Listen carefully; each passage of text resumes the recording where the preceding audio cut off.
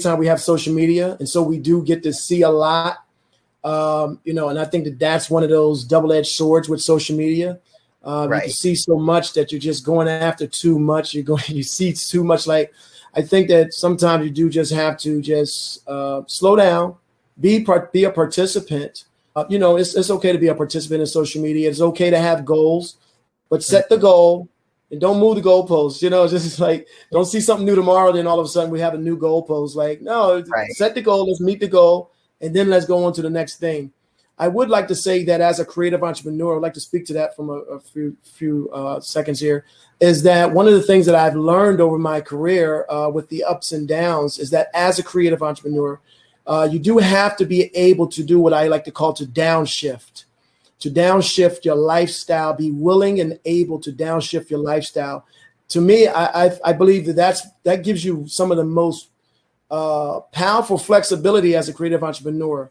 Whether you have to move from one city to another city, whether you have to move from this house to that house, from this car to that car, being flexible becomes very key and very powerful to have a sustaining career as a creative entrepreneur. So I would like to throw that out there for anybody that may, be going through some things, especially with the pandemic, and they're trying to figure out, well, what do I do? Where do I go? How do I handle this? And sometimes you might have to move. You might have to get up out of the city you're in, go to another city that can accommodate where your finances are. Or I will say that when I first came down to Atlanta from Virginia, at the time was around 2010, but that was after I think it was the whatever happened in financial crash in 2008. And I was in Virginia, but Virginia, the type of town it wasn't the type of town that could sustain my photography.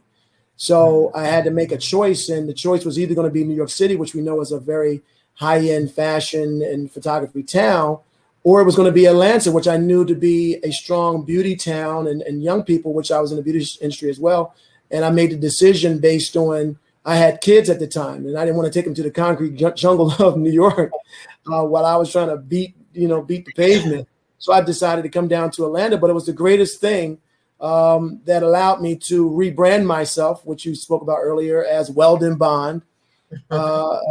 People down here know me as Weldon Bond. People up north know me as Jermaine. So you can always tell who knows me from where.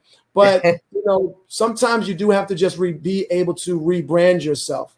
And rebranding yourself is not necessarily a financial statement. We have people like Diddy, who changes his name every so often. It's not necessarily financial. It's just fun. Sometimes it's fun it gives you a new spark to see yourself differently, to respect your own self, and to give your own self your titles.